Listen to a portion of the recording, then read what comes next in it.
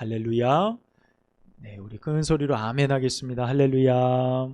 네, 수요일 저녁 여러분 말씀을 또 들으시는 여러분 가운데 주의 크신 은혜가 함께 하시기를 주님의 이름으로 축복합니다. 오늘 그일라라는 지역 안에 하나의 사건이 본문 말씀에 등장하게 됩니다.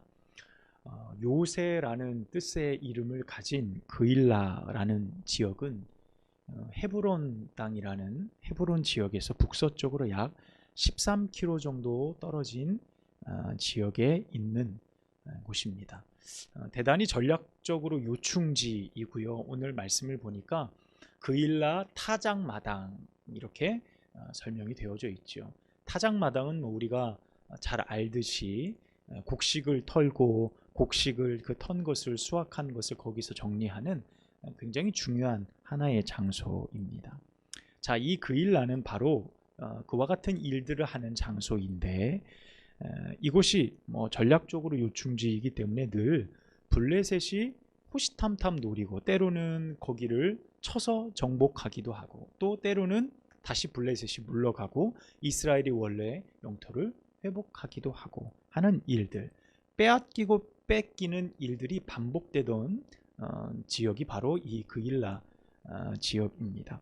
앞에 이제 사진을 보시면 지도가 나와 있죠. 큰 이게 다윗이 이제 계속 사울을 피해서 도망쳐 다닌 계속 이제 지역별로 표시가 되어진 곳인데 한 장을 더 넘기면요. 그일라라는 지역이고 갓 선지자를 통하여서 모압 땅에 있던 다윗이 어디로 왔죠? 헤렛수풀이라는 지역으로 이동하게 되어지죠. 그런데 오늘 그일라에서 전쟁이 일어나게 되어집니다. 그리고 블레셋 군이 그일라의 타작마당을 탈취했다라는 전갈이 들려오게 되어져요. 자, 그런데 이상한 게 있어요. 여러분 성경을 읽으면서 좀 이상하게 느끼신 것 없으십니까? 네, 잘 모르시겠죠. 여러분 이 전갈, 이 국경 지역 가까운 곳에 그일라라는 유다 땅의 성읍이 탈취가 된 겁니다. 블레셋 사람들에 의해서. 그런데 이 전갈이 누구한테 갔어요? 다윗에게 갔어요. 당연하지 이렇게 생각하실지 모르겠지만 다윗은 지금 도망자의 신세이고요. 사울 왕이 공식적으로 그를 잡기 위해서 모든 신하들에게 야 다윗이 어디인지 빨리 이야기해. 지금 그렇게 수소문하며 다윗을 죽이려고 찾아다니는 상황입니다. 그런데 이 그일라가 블레셋에 의해서 탈취되었다라는 소식을 전갈을 그일라 사람 중에 어떤 누군가가 사울 왕에게 전하지 않고 다윗에게 이 사실을 전했다는 사실입니다. 여러분 보통 영토가 빼앗기면 어디로 얘기를 가야 돼요? 누가 먼저 제일 알아야 됩니까? 통치하는 왕이 알아야 되죠. 당연히 통치하는 왕이 알아야 되고 그가 그것에 대해서 전쟁을 해서 빼앗든지 군사를 소집하든지 어떤 대비책을 내놓는 것이 너무나 당연한 것인데 그일라에 있는 사람들은 그 소식을 가장 먼저 다윗에게 전했다는 거예요. 다윗이 도망자의 신분인 것을 그일라 사람들도 몰랐을까요? 충분히 알았을 것이라고 생각이 돼요. 자, 이 지금 무엇을 보여줍니까? 이 사울의 현재의 어떤 통치의 수단, 백성들이 바라보는 사울이라는 사람에 대한 존재가 어떠한지를 우리가 단적으로 보여주고 있어요. 그럼 사울은 그일라의 소식을 언제 들었을까요? 너무나 웃긴 것은요, 이 다윗과 함께한 600명의 사람들, 여기에 보면 600명이죠. 원래는 아둘람굴에 몇 명이 모였었습니까? 400명의 사람들이 모였는데 그 이후로 더 많은 사람들이 모였음을 우리가 알 수 있어요. 약 600명의 사람들이 그일라의 소식을 듣고 가서 전쟁을 해서 크게 이겼어요. 그런데 그일라에 다윗이 있다라는 어떤 밀고가 사울에게 들어가서 그일라의 소식을 그때 사울이 알게 되는 겁니다. 그러니까 지금 얼마나 나라가 엉망인지를 우리는 단적으로 알 수 있게 되어지죠. 자, 이에 이제 그일라 사람들이 다윗에게 찾아왔을 때 다윗은 블레셋과 전쟁을 해야 될까라는 물음을 하나님 앞에 가장 먼저 묻는 거예요. 하나님, 우리가 이 전쟁을 해야 됩니까? 아니면 하지 말아야 됩니까? 라고 하나님께 묻죠. 그때 하나님께서 뭐라고 응답하세요? 여러분 본문 말씀을 쭉 여러분 계속 보시면서 따라오시면 돼요. 그 일날을 구원하라 라고 하나님께서 명령하십니다. 그러니까 하나님의 뜻이 분명하죠. 분명하게 하나님의 뜻이 있게 됩니다. 자, 4절 말씀에 그렇게 말씀이 나와 있게 되죠. 자, 그런데 문제가 생겼어요. 문제가 다윗과 함께한 600명의 사람들이 어떤 겁니까? 불안한 겁니다. 지금 모압 땅에 사울의 칼을 피해서 도망쳐 있었는데 갓 선지자가 와서 너는 여기 있지 말고 이 요새에서 벗어나서 어디로 가라고요? 유다 땅으로 가라 라고 하나님이 명하시잖아요. 그래서 그 말씀대로 다윗이 용기를 내어 유다 땅으로 왔어요. 그런데 이 600명은 다윗을 따라다니고 있긴 하지만 유다 땅에 온 것이 너무 불안한 거예요. 왜 그렇습니까? 사울의 영역 안으로 들어오는 거잖아요. 그러니까 다윗을 자신들은 쫓아다니는 추종자라는 어떤 핑계로 자신들의 생명이 대단히 위협을 받을 수 있는 상황인데, 자, 어떤 겁니까? 블레셋과의 전쟁까지 해야 된다고 하면 우리의 위치나 모든 상황들이 다 탄로날 것이 뻔한 것이죠. 그러니까 600명의 사람들이 이게 무슨 일입니까? 유다 땅에 있는 것도 지금 대단히 어려운데 블레셋과의 전쟁, 이게 말이 됩니까? 라고 지금 다윗에게 묻고 있는 거예요. 그때 다윗이 하나님 앞에 다시 묻습니다. 하나님, 정말 우리가 블레셋과 전쟁을 해야 하겠습니까? 라고 재차 하나님께 묻죠. 그때 하나님이 분명하게 말씀해 주십니다. 내가 블레셋 사람들을 너희의 손에 넘기리라. 보통 성경 표현들에 보면 어떻게 돼 있죠? 내 손에 붙이리라. 이런 말씀 우리가 많이 보잖아요. 이 전쟁의 승패를 하나님께서 결정지어 주시는 거죠. 시작하지 않았지만 이 전쟁의 결과를 이미 다윗의 손에 넘겨주시는 거예요. 그러니까 다윗이 확신을 가지고 전쟁에 나아가게 되어지는 이 상황이 오늘 본문 1절부터 5절까지에 있는 말씀입니다. 여러분, 우린 여기에서요, 한 사람, 다윗이라는 사람이 수백 명의 생사를 결정짓는 매우 중요한 일을 감당하고 있음을 볼 수 있어요. 여러분, 그동안 다윗은요, 자신을 추종하고 따라다니는 사람들의 600명의 사람들의 생명을 어떻게든 지키기 위해서 도망쳐 다니는 것을 선택해 왔는데, 그 일라의 상황을 보고 다윗은 하나님의 뜻을 묻죠. 그리고 블레셋과의 전쟁을 치르기로 결단한 것입니다. 여러분, 이러한 결정이 어떤 겁니까? 현명한 결정인가요? 여러분, 지금 나와 있는 현재의 상황만을 놓고 본다면 어떤 우리의 안위, 우리가 이 전쟁에서 이길까? 이기지 않을까? 우리에게 어떤 승산이 있을까? 혹은 우리에게 이 전쟁에 어떤 유익을 가져줄까를 우리가 계산을 해본다면 매우 어리석은 결정이에요.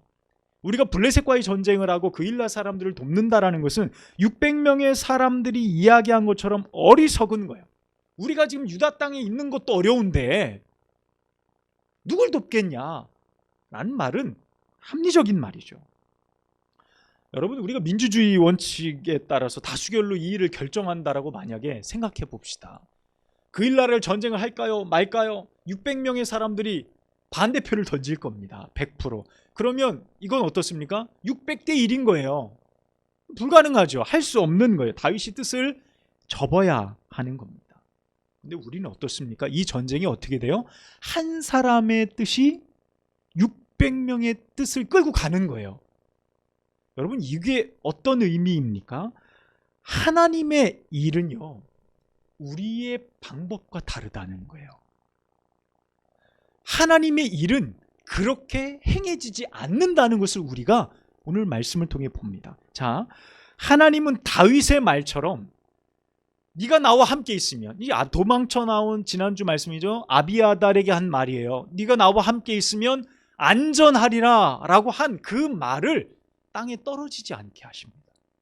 그 말을 땅에 떨어지지 않게 하시고 곧 그의 생명, 그와 함께한 600명의 생명을, 안전을 하나님께서 지키시기로 결정하신 겁니다. 우리는 어떤 일들을 할 때, 우리 인생 가운데서 어떤 일들을 계획하고 그것을 이루려고 할 때, 방법을 동원할 때 우리의 생각, 우리의 경험을 앞세울 때가 많아요. 우린 그것에 익숙하죠. 근데 여러분, 우리가 더 익숙하고 우리가 더 관심을 가져야 될 것은 나의 방법이 아니라 하나님의 방법.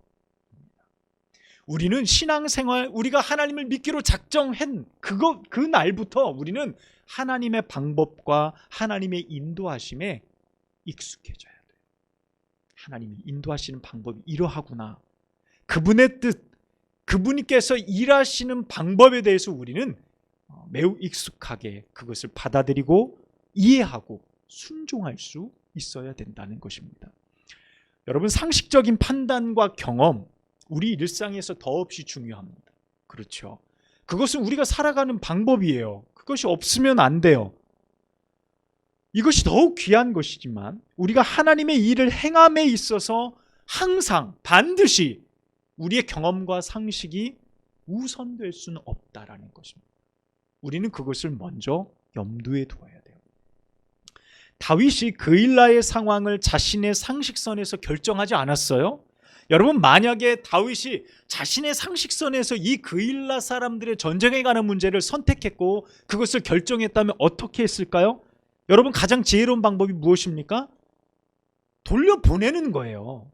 우리 좀 도와주십시오. 블레스 사람들이 우리 그일라의 타작마당을 점령했습니다. 나와는 상관없습니다. 나 지금 도망자 신세고 내 위치가 발각될 게 뻔하니까 나는 할 수 없습니다. 여러분, 이게 상식적이지 않나요? 이게 현실적인 대안이죠. 600명의 사람도 그 사실을 너무나 잘 아는 거예요.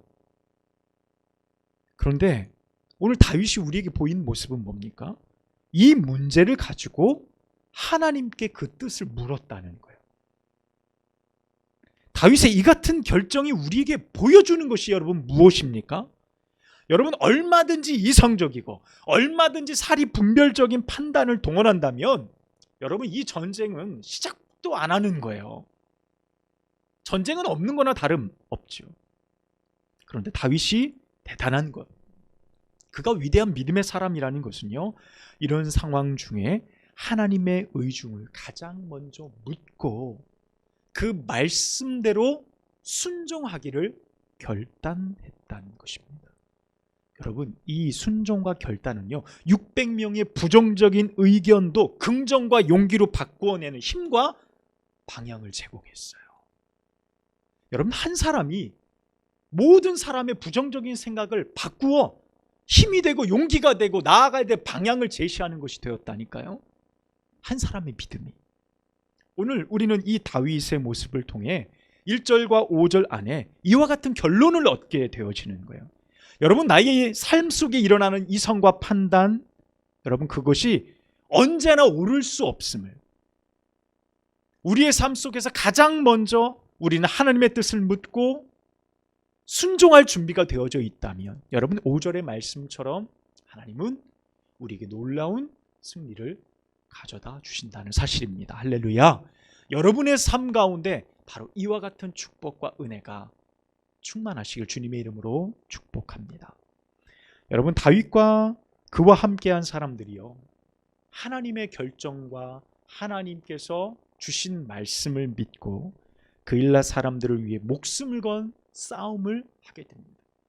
하나님의 말씀대로 큰 승리를 그들이 거머쥐게 되었죠. 왕조차도 국경 마을에 무슨 일이 일어났는지 전혀 관심조차 없었는데 다윗은 자신의 형편 돌보지 않고 그일라 땅, 어떻게 보면 향후 하나님께서 자신에게 기름을 부어 자신이 유다와 이스라엘의 통일 왕국의 왕이 될 텐데 어떻게 보면 그 땅까지도 그는 자신의 생명을 걸어 사랑하고 지켰던 거죠. 다윗의 마음인 것입니다. 자, 이 600명의 사람들과 다윗이 목숨을 걸고 그 그일라 땅을 지켜내게 돼요. 오늘 말씀해 보면 거기에 있던 짐승들, 전리품들도 다 가지고 와서 끌고 오게 되어집니다. 자, 그런데 여러분, 11절과 12절의 말씀을 여러분 한번 보세요. 다윗이 다시금 하나님께 묻는 장면이 기록되어져 있습니다. 11절과 12절 내용이죠. 이 말씀을 보면요, 다윗과 600명의 사람들이 그일라에 이제 전쟁을 통해서 승리했잖아요. 그 자리에서 이제 머물면 되겠다 싶었는데 그일라 사람들이 사울에게 다윗이 그곳에 있다라는 것을 사울에게 누군가가 보고를 하게 됩니다. 또 뭐 밀고가 일어나게 되어지는 거죠. 그 상황을 다윗이 보고 나서 하나님께 물어요. 그 묻는 장면이 나오게 되어집니다. 그런데 거기에서 그일라 사람들이 우리를 지켜주겠습니까? 하나님, 혹 우리를 사울 손에 넘기겠습니까? 하나님 말씀해 주십시오 라는 대목이 나와요. 근데 참 안타깝게도요, 그일라를 위해서 생명을 걸고 싸웠는데 그일라 사람들이 다윗과 600명의 사람들을 사울에게 넘기겠다, 그들을 보호하지 않는다라는 결론을 그들이 받게 됩니다. 뭐 충분히 이해가 됩니다. 왜냐하면 사울의 칼날 앞에서 다윗을 또 그와 함께하는 사람들을 옹호하고 지켜준다라는 것은 그 마을 전체가 어떻게 해요? 뭐 멸절을 당할 수도 있는 상황이기 때문에 그렇습니다. 우리가 놉 제사장과 그 놉 성읍 안에 있었던 사건을 알잖아요. 뭐 이미 사울은 그와 같은 일들을 벌였기 때문에 한 번 하기 어렵지 두 번 하기 뭐 결코 어렵지 않은 상황인 것이죠. 하나님의 뜻을 묻기 위해 다윗이 아비아달을 부릅니다. 아비아달이 놉의 학살의 사건 가운데 도망쳐 나오면서 에봇을 가지고 나왔어요. 여러분, 에봇은 제사장의 옷이고요. 우림과 둠밈 있어요. 빛과 완전함이란 뜻을 가지고 있는 이 우림과 둠밈은 하나님의 뜻을 이 제사장이 묻는 도구로서 사용되어지는 것인데, 오늘 다윗이 에봇을 가져오라 라고 말해요. 그리고 나서 하나님의 뜻을 묻게 되어집니다. 여러분, 그런데요, 오늘 1절과 5절 말씀을 보아도 전쟁에 나가겠습니까? 라고 하나님 앞에 다윗이 몇 번을 물었죠? 2번을 묻는 장면이 나옵니다.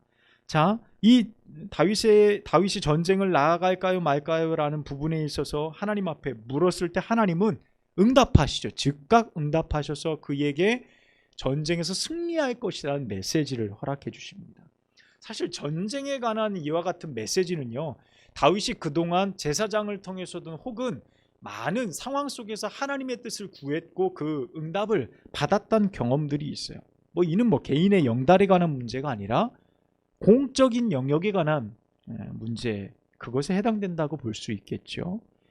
자, 그런데 그일라에서 사울이 자신을 잡으러 내려오겠습니까? 혹은 내려왔을 때 그일라 사람들이 자신과 600명의 사람들을 지켜주지 않고 사울의 손에 넘기겠습니까? 하나님, 제가 알 수 없습니다. 그러니 제게 말씀해 주십시오 라고 이야기하는 것은요, 자신과 그 600명이라는 사람에 관한 문제였던 것이죠.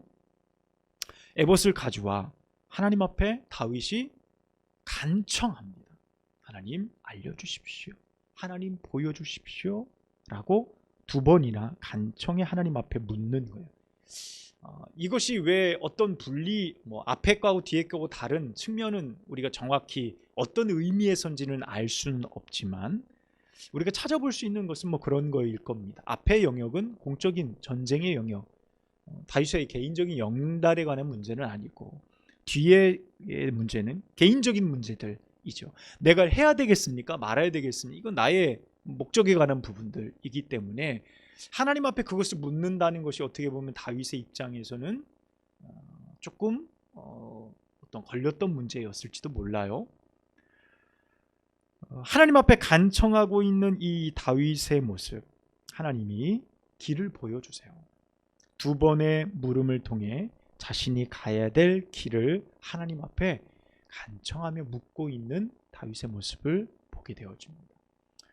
저는 여러분과 오늘 1절부터 14절까지의 말씀 안에 많은 말씀의 내용들이 있지만 하나의 관점을 함께 나누고자 합니다.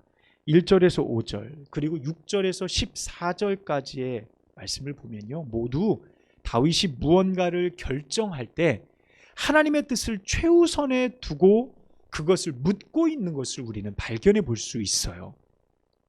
가장 먼저 무엇인가를 결정하기 전에 누구에게 묻는 거예요? 하나님 앞에 묻는 것입니다. 이에 하나님은 다윗에게 음성으로 응답하여 주세요. 네가 블레셋을 이길 것이다. 내가 블레셋을 너의 손에 넘겨줄게. 혹은 사울이 내려올 것이다. 그 일라 사람들이 너를 사울에게 넘기리라. 하나님이 분명하게 다윗에게 말씀하시는 장면이 나옵니다. 자, 우리는 이런 장면들을 보면서 어떤 생각을 합니까? 하나님이 이렇게 직접 음성으로 응답하시는구나. 기도하고 구했더니 하나님이 이렇게 해라, 저렇게 해라, 이곳으로 가라, 이렇게 움직여라 라고 하나님이 말씀하시는구나. 아, 그래. 그러면 왜 우리에게 그렇게 말씀하시지 않지? 지금 왜 우리는 하나님의 그런 음성을 들을 수 없지? 라는 의문을 가질 수 있습니다. 변하지 않는 사실은 하나님은 오늘도, 그때나 지금이나 오늘도 역사하고 계시다는 사실을 우리는 분명히 믿음으로 고백하는 거예요. 할렐루야. 그렇죠? 지금도 다하나님은 일하시는데 그때와 지금의 응답하시는 방법을 주님은 바꾸시는 거예요. 소위 이런 겁니다. 다윗의 시대 때에 하나님이 응답하시는 방법을 지금 이 시대 때 우리의 인생과 삶 속에는 주께서 거의 사용하시지 않으세요. 지금 우리에게 하나님의 뜻을 구하고 응답받는 상황은요, 다윗 때와는 사실 많은 것이 달라졌습니다. 당시에는 하나님의 뜻을 전하는 대표적인 사람들이 있었습니다. 그들이 누굽니까? 선지자가 있었고, 제사장도 하나님의 뜻을 전하는 사람이었고, 또 다른 무명의 하나님이 선택한 많은 사람들이 하나님의 뜻을 음성으로 직접 전하는 일들이 구약 시대에는 하나님이 역사하시고 응답하시는 방법이었습니다. 그런데 지금 이 시대에 선지자가 있습니까? 여러분, 제사장이 있나요? 아니면 또 다른 하나님의 말씀을 받아서 직접 전달해 주는 사람들이 있습니까? 여러분, 없어요. 목회자도 그런 역할을 하는 것이 아닙니다. 구약 시대의 선지자의 역할을 목회자가 하는 게 아니에요.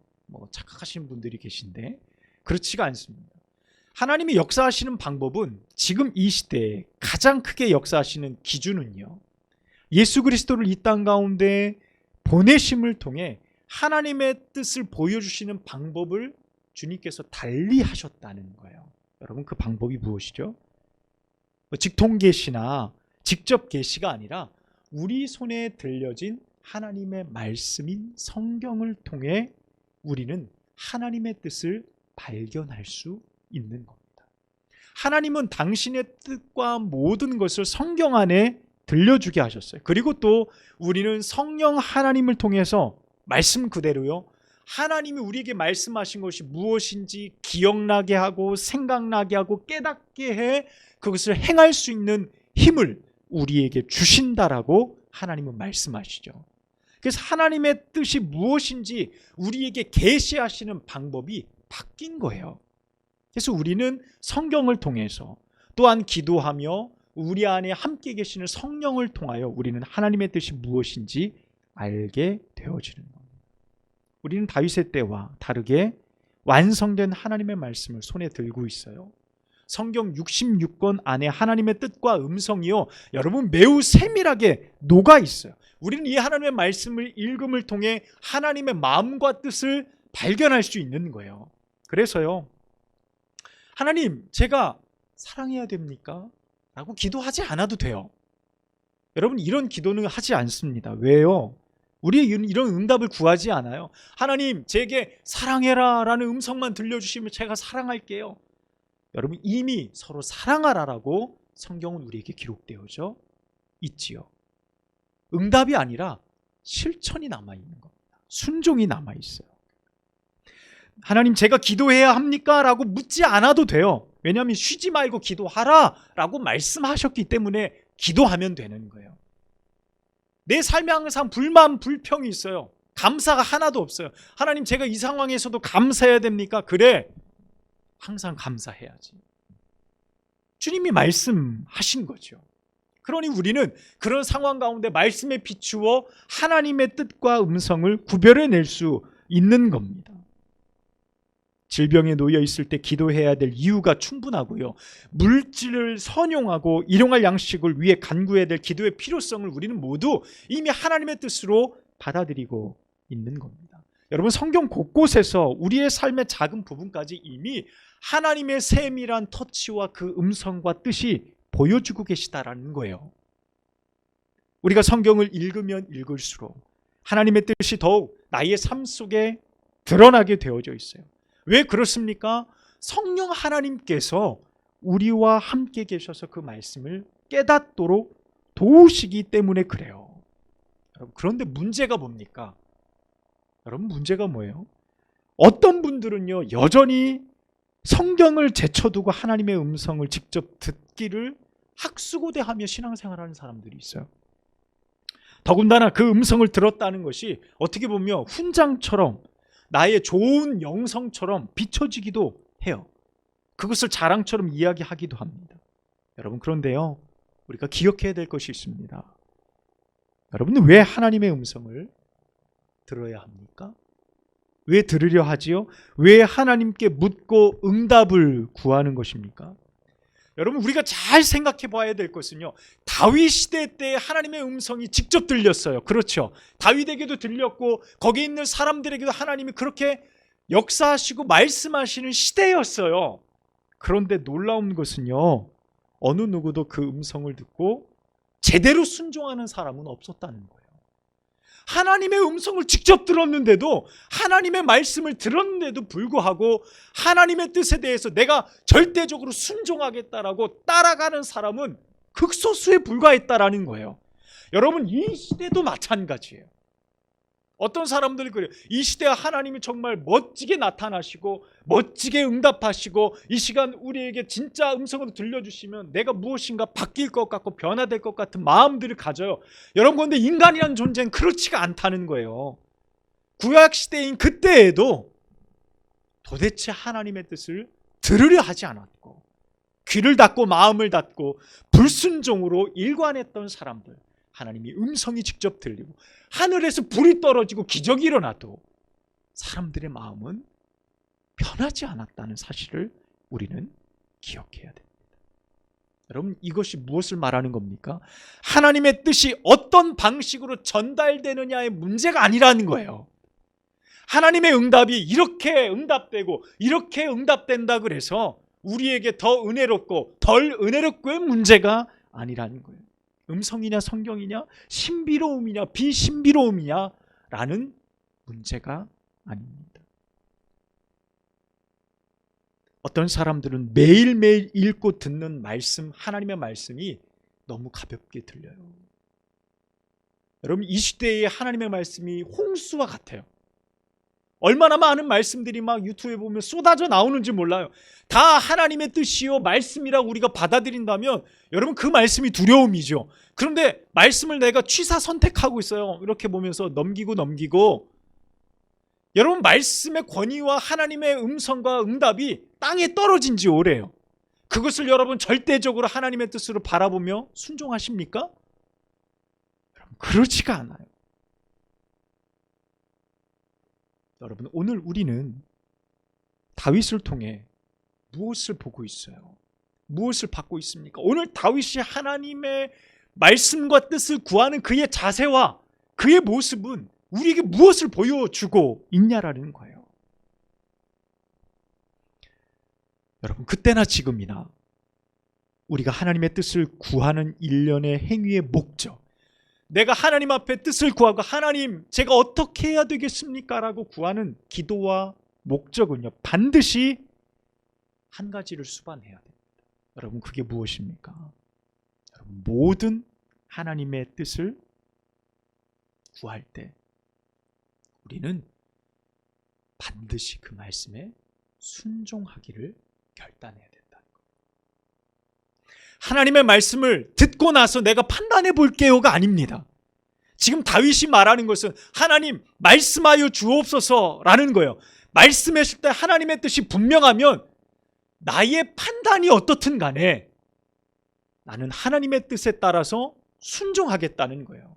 그일라의 전쟁에서 하나님 어떻게 해야 되겠습니까? 너 하지 마라. 그래, 하지 말자. 너 해라. 하나님 제 상황 아시잖아요. 제가 할 수 없는 거 아시잖아요. 그런 핑계 대지 않았고 하나님의 말씀이 떨어졌고 하나님의 뜻이 분명하면 행하는 거예요. 이것이 다윗이 하나님 앞에 뜻을 묻는 가장 큰 이유였고 목적이었다라는 거예요. 여러분, 오늘 우리는 어떤 목적으로 하나님의 음성을 듣기를 원하고 하나님의 응답을 구하고 있느냐라는 거예요. 오늘 11절 말씀 보십시오. 이스라엘 하나님 여호와여, 원하건대 주의 종에게 일러주옵소서, 일러주옵소서. 원하건대. 여러분, 이 다윗의 간절함이 막 말씀을 통해서 느껴지지 않으십니까? 여러분, 그 다윗의 간절함이 느껴지셔야 돼요. 원하건대 주의 종에게 일러주옵소서 라는 간절한 심정으로 하나님 앞에 엎드리고 그 뜻을 구하는 자가 여러분 이 시대에 얼마나 됩니까? 우리의 신앙의 삶 속에서 얼마나 많이 우리는 하나님의 뜻을 그렇게 구하고 살아왔냐라는 거예요. 그렇게 열심히 구해서 하나님의 뜻이 내게 보여졌을 때 여러분 열심히 순종하셨습니까? 그 말씀에 내가 절대적으로 따랐습니까? 여러분, 그때나 지금이나 인간의 불의함과 악함은요 변하지 않았습니다. 여전히 불의해요. 아무리 음성이 들려도 자기 멋대로 하나님의 말씀을 좌지우지하려는, 멋대로 살고자 하는 연약함들이 우리 가운데 있는 거예요. 우리가 하나님의 예배를 하나님께 드리는 예배를 통해서 수많은 말씀을 들어요. 때로는 그 말씀이 나의 심령과 골수를 찔러 쪼개고요, 나에게 찔림이에요. 어찌할꼬라는 찔림을 가져다 줄 때가 있어요. 여러분, 그것이 하나님이 내게 주시는 레마요, 나에게 주시는 말씀인데, 여러분 그 말씀을 어떻게 해요? 한 주도 못 걸고 그냥 날려버리는 거예요. 기억나지도 않는 거예요. 내게 은혜가 됐다 그러는데 그 은혜의 말씀이 전혀 행동으로 실천되어지지 않는 거예요. 여러분, 이게 내가 하나님의 말씀을 대하는 나의 자세입니까? 이게 하나님이 나에게 베푸신 음성을 내가 순종하겠다고 듣는 자세냐는 거예요. 우리는 오늘 겸손히 다윗의 모습을 봐야 돼요. 그에게 하나님의 뜻은 곧 그의 생명을 결정짓는 중요한 방향이었습니다. 그가 하나님의 의중을 가장 먼저 살피고 물었던 것은요, 내가 나의 방향을 알기 원함이 아니라 하나님의 뜻대로 순종하기 위함이었다는 사실을 우리는 관점을 바꾸어 생각하고 우리는 늘 바라봐야 한다는 사실입니다. 다윗도 허물 많은 사람이었어요. 다윗도 실수투성이인 사람입니다. 우리가 사무엘상의 말씀을 통해서 우리가 그 사실들을 계속 발견해 보잖아요. 자주 접하고 있습니다. 그럼에도 불구하고 하나님이 그를 내 마음에 합한 자다, 나는 참 다윗이 좋다라고 하나님이 말씀하신 가장 큰 이유, 그의 삶을 인도하시고 숱한 고난에서 건져내신 이유는요, 다윗이 언제나 하나님의 뜻을 최우선되이 놓고 순종했던 그의 삶의 모습 때문이 아니겠습니까? 사랑하는 여러분, 우리도 주의 말씀 앞에 이와 같이 순종하고 주의 음성 앞에 이와 같이 기쁨으로 순종하며 나아가는 주님의 거룩한 자녀들 되어주시길 주님의 이름으로 축복합니다. 여러분, 이 시대에 하나님을 진정으로 찾는 자가 많지 않습니다. 너도 나도 하나님을 부르짖고 있는 거는 같은데 그 내면에는 내 마음대로, 내 뜻대로, 나의 마음대로 살고픈 그런 욕망들이 도사리고 있는 것을 봅니다. 여러분, 비록 연약할지라도 진정으로 하나님의 뜻을 살피고 순종하기로 결단하는 사람에게 하나님은 당신의 길을 보여주세요. 할렐루야. 내가 가야 될 길을 하나님이 보여주십니다. 여러분, 인생의 순간순간마다 굴곡지고 어려운 환경에 놓여질 때마다 여러분, 하나님의 뜻을 구하십시오. 가장 먼저 구하십시오. 우리의 어떤 생각, 이성적인 판단, 경험이 먼저가 아니라 하나님께 먼저 물으십시오. 그런데 그 묻는 이유가 무엇이라고요? 내가 그것이 무엇인지를 먼저 알고자 함이 아니라 하나님의 뜻대로 순종하고자 함이라는 것입니다. 여러분, 이와 같은 뜻을 품고 행하시는 여러분이 되시길 주님의 이름으로 축복합니다. 주님께서 반드시 우리의 길을 인도하여 주실 줄로 믿습니다. 기도하겠습니다. 아버지 하나님, 오늘 우리가 상고한 말씀이 우리의 영혼을 찔러 쪼개고 우리의 죄악된 모습을 보시고 계심을 느끼게 됩니다. 오늘 우리에게 주시는 이 말씀이 하나님의 놀라운 음성이 되게 하셔서 그 뜻을 발견했던 다윗, 주여 그 뜻대로 순종하며 생명을 걸었던 것처럼 우리도 주의 뜻 안에 하나님 순종하며 절대적으로 그 뜻을 따라 실천하며 살아가는 저희들 되어지도록 인도하여 주시옵소서. 매번 반복되어지고 매번 그 자리에 머물러 있는 신앙이 아니라 늘 성장하고 바라며 하나님을 더욱 기쁘시게 하며 하나님 나의 예수를 사랑하며 하나님의 뜻대로 살아가는 저희들 되어지도록 역사하여 주시옵소서. 예수 그리스도의 이름으로 간절히 기도하옵나이다. 아멘.